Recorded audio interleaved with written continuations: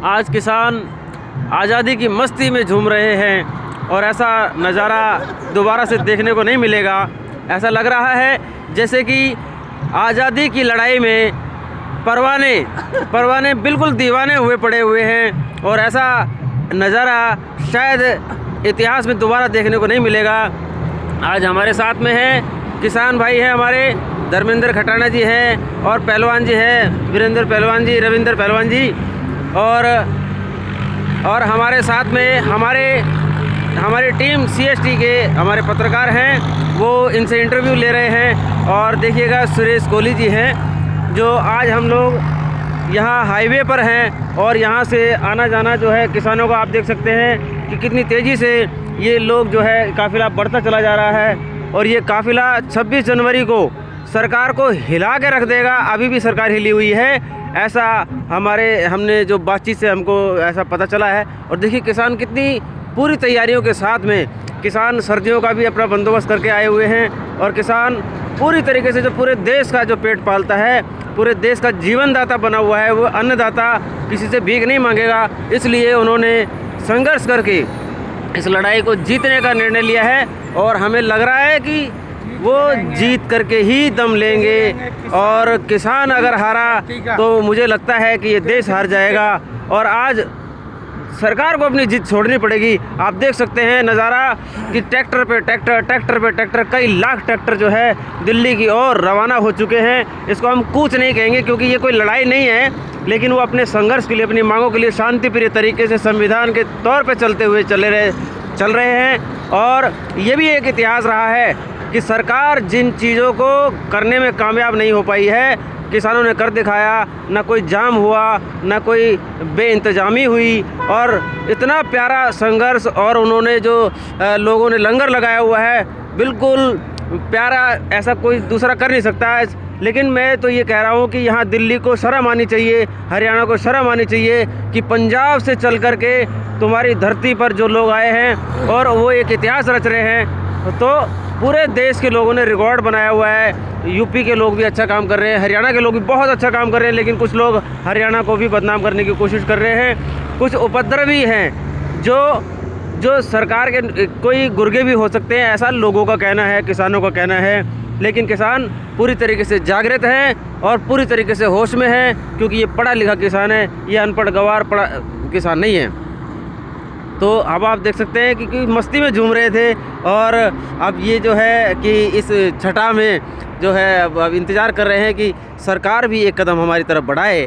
और किसानों ने तो बहुत सब्र देख लिया है, क्योंकि इनकी जो ड्रामेबाजी है पूरी देखी जा चुकी है। अब कुछ सवाल जो है हमारे साहब कोहली साहब जो है साहब से पूछेंगे, तो मैं चाहूँगा कि भाई आप शुरू हो जाइए जी। नमस्कार, मैं हूं सुरेश कोहली और आप देख रहे हैं CST न्यूज़। रात के 12:30 बज चुके हैं और अब जैसा कि आप देख रहे हैं ये करनाल बाईपास है। करनाल यहाँ से महज 8 किलोमीटर दूर है और यहाँ पर आप देख रहे हैं कि पीछे भी हमारे देख सकते हैं, कैमरे की नज़र से देख सकते हैं कि मेरा अपने समाज सेवक से कहना चाहूँगा कि थोड़ा कैमरा इधर की दिखाएं और आपको दिखाएं कि यहाँ पर ट्रैक्टर खड़े हुए हैं किसानों की भारी तादाद में, आप यहाँ पर देख सकते हैं। और अब यहाँ पर किसान भाइयों से भी बात करेंगे क्योंकि रात का समय है। आप इस तरफ आप देख चुके हो, ये सारा नज़ारा आप कैमरे की नज़र से आप देख चुके हो, बिल्कुल लाइव देख रहे हो। और हम अपने ट्रैक्टर के ऊपर ट्रैक्टर चढ़ा के ले जा रहे हैं लोग, एक ट्रैक्टर पे 4-4, 6-6 ट्रैक्टर हैं। भारत के किसानों की जीत होगी, गणतंत्र दिवस की पूरी तैयारियां हैं। ये देखिए देख चुके हैं, ये टोल प्लाजा है और टोल प्लाजा पर चारों तरफ ट्रैक्टर ही है, मतलब जो क्रम नहीं टूट रहा है। कर रहे हैं आप, जैसा 26 जनवरी आ रही है, गणतंत्र दिवस आ रही है, तो किसान आंदोलन को लेकर आपकी प्रतिक्रिया क्या है सर? मेरी प्रतिक्रिया ये है कि गणतंत्र दिवस जी हिंदुस्तान के लिए एक बहुत बड़ी बात है जी। गणतंत्रता मिलना यानी कि संविधान को स्वीकार करना। 1947 में भारत आज़ाद तो हुआ, लेकिन पूर्ण आज़ादी मिलने का मतलब होता है कि संविधान को स्वीकार करना। सर आपको क्या लगता है कि किसानों की जो मांग है, भारत सरकार या ये कहें कि मोदी सरकार इस पर कुछ अमल करेगी या ये उनकी जो मांग है पूरी हो पाएगी? प्रॉब्लम कहाँ पे क्रिएट होती है? जब हम भारत सरकार बोलते हैं तो बहुत बेहतरीन बात है, लेकिन प्रॉब्लम क्रिएट होती है मोदी सरकार में जी। क्योंकि इंडिविजुअल किसी भी व्यक्ति के लिए सरकार कह देना अच्छी बात है। अपने नौजवान साथियों के लिए और किसान भाइयों के लिए सर आप क्या कहना चाहेंगे? मैं केवल ये कहना चाहूँगा कि हम लोकतंत्र में जनता के लिए जनता के द्वारा शासन चाहते हैं और जनता चयनित करती है सांसदों को और सांसद चयनित करते हैं प्रधानमंत्री को। तो नपुंसक सरकार हमको नहीं चाहिए। उस सरकार को नपुंसक कहा जाएगा जो व्यक्तिवादी सिद्धांत पे आधारित हो। और सच्चाई ये है, बीजेपी कांग्रेस की बात नहीं है यहाँ पर। जब 2014 में मोदी जी मुख्यमंत्री थे गुजरात के, उस समय मोदी जी एमएसपी के लिए लड़ रहे थे। आज क्या हुआ? आज एमएसपी खत्म। प्रिय दोस्तों, सभी लोगों से मैं ये कहना चाहता हूँ कि पूंजीवादी सिद्धांत कभी भी हमारे लोकतांत्रिक सिद्धांत के लिए ठीक नहीं होगा, बेहतर नहीं होगा। पूंजीवादी सिद्धांत में प्रॉब्लम क्या होगी कि मोनोपोली होगी, और मोनोपोली में हमेशा ही क्या होता है, सोचने की बात है। हुआ क्या कि 2G घोटाले की बार बार बात की गई कि 2G घोटाला किया कांग्रेस ने, ये किया वो किया होगा, हम नहीं कह सकते, कांग्रेस की हम हिमायती नहीं है। पर प्रॉब्लम क्या है कि 2G जब आया था उस टाइम सारी कंपनियों से कहा गया कि भाई आप जो है बोली लगाइए,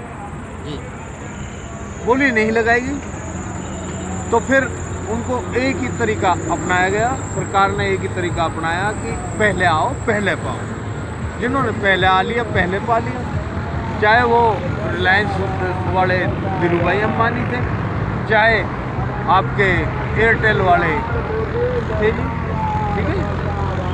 प्रॉब्लम वहाँ पे ये क्रिएट होने के बाद हुआ क्या कि इन कंपनियों ने मोनोपोली 3-4 कंपनियों स्वीकार कर ली और सैटेलाइट राइट्स लेके, आप एक बात सोचना, BSNL, MTNL भारतीय परिधान है, भारतीय सार्वजनिक संपत्ति है, क्या वो इस कार्य को नहीं कर सकते थे? कर सकते थे कि नहीं कर सकते? कर सकते थे। आप पत्रकार हो, कर सकते थे ना। लेकिन इन लोगों ने क्या किया, चाहे वो बीजेपी है चाहे कांग्रेस है, उन सार्वजनिक संपत्तियों को नाश कर दिया। जी जी। नाश करने के बाद फिर इन्होंने पूंजीपतियों को फायदा पहुंचाया अपने हितों के लिए, अपनी सत्ता को हासिल करने के लिए। और इन्होंने क्या किया, आज की डेट में 220 या 320 या जो भी है, प्रत्येक कंपनी वो ही प्रोपेगेंडा अपना के उसमें प्रत्येक महीने में सबको पैकेज दे रही है। क्या कहना चाहेंगे इस बारे में? हम तो रविंद्र पहलवान आए नगर से गाँव आयनगर, मेरे पिताजी आर्मी में थे, आर्मी में थे, लड़ाई लड़ी उन्होंने, देश सेवा की, देश हित में थे। और हम भी किसान हैं, हमारा ज़मीन है, देखो अगर थोड़ा इधर घुमा दो तो जी। ये ज़मीन अपनी है। हम तो किसान हैं, हम तो सब्जी जो भी है ना खेतों में ही मेहनत करते। पहलवान हूँ मैं, रविंद्र पहलवान, गाँव आयनगर। और किसान के लिए जो कर रहे हैं ना, ये कुछ नहीं कर रहे। अब ये जाने या ये जो या बैठा रखे हैं किसान, ये किसान नहीं है। किसान हम भी हैं, हम अपने खेतों में टाइम दें या बॉर्डर पर टाइम दें। सही बात है। किसान की सीधी सी भाषा ये है, हम अपने खेतों में रहते हैं, हम किसी बॉर्डर पे नहीं। हमारे पिताजी आर्मी में थे, राजपूत और बटालियन में, और मैं उनका लड़का हूँ। मैं किसान हूँ और खेती करता हूँ, खेती से टाइम नहीं। पहलवानी की थी हमने, लेकिन हमें कोई प्रशासन कोई सपोर्ट नहीं मिला, वरना मेडल भी है हमारे पास। बस ये कहना चाहता हूँ। दोस्तों, ये थे धर्मेंद्र खटाना जी और रविंद्र भाई पहलवान। तो जैसे इन्होंने आपने इनके वर्जन सुना, किसान हैं, खेती करते हैं और पूरे किसान आंदोलन को ये समर्थन कर रहे हैं, सपोर्ट कर रहे हैं। अब देखना यह है कि सरकार किस हद तक जाती है, तो क्या वो किसानों को पूरा का पूरा बेशर्मी की किस हद तक जाती है, किस हद तक जाती है।